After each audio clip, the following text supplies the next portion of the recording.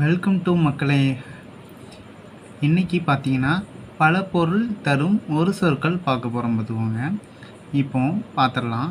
அதாவது தமிழ் நல்ல தெளிவாகவும் புரிகிற மாதிரி புரிகிற மாதிரி வச்சுக்கிட்டிங்க அப்படின்னா நமக்கு எல்லாமே ஈஸியாக அமையும். சரிங்களா?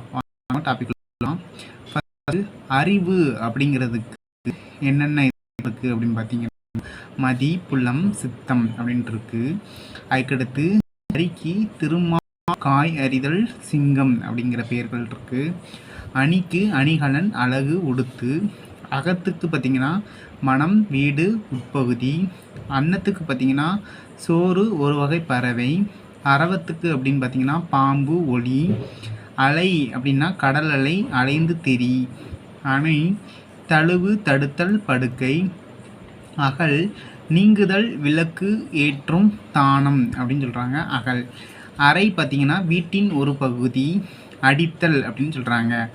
சரிங்களா? அதுக்கடுத்து அடி அப்படின்னா கீழ்ப்பகுதி, பாதம், அடித்தல் அப்படிங்கிறாங்க. ஆரம் அப்படின்னா மாலை, சந்தனம், அணிகலன் அப்படின்ட்டு சொல்கிறாங்க. அதுக்கப்புறமேட்டு ஆடு, ஆடுன்னு என்னது? ஒரு வகை விலங்கு, ஆடுதல் அப்படிங்கிறாங்க. ஆடி அப்படின்னா கண்ணாடி, தமிழ் மாதம், கூத்தாடி அப்படிங்கிறாங்க. ஆறு அப்படின்னா எண், நதி, வழி அப்படின்ட்டு சொல்கிறாங்க. அதுக்கடுத்து ஆவி, உயிர், நீராவி, உயிரெழுத்து. ஆலம் அப்படின்னு பார்த்திங்கன்னா ஆலமரம், நஞ்சு, கடல், கலப்பை. இசை பார்த்திங்க அப்படின்னா புகழ், இணங்கு, சங்கீதம். சரிங்களா? இதில் டிஃப்ரெண்ட்டாக என்ன இருக்குது அப்படின்னு பார்த்தீங்கன்னா அகல் அப்படிங்கிறது பார்த்துக்கோங்க. நீங்குதல், விளக்கு ஏற்றும், தானம் அப்படிங்கிறது இருக்குது. இப்போ அதுக்கடுத்து பார்த்திங்கன்னா ஆடு, ஆடுதல், ஒரு வகை விலங்கு.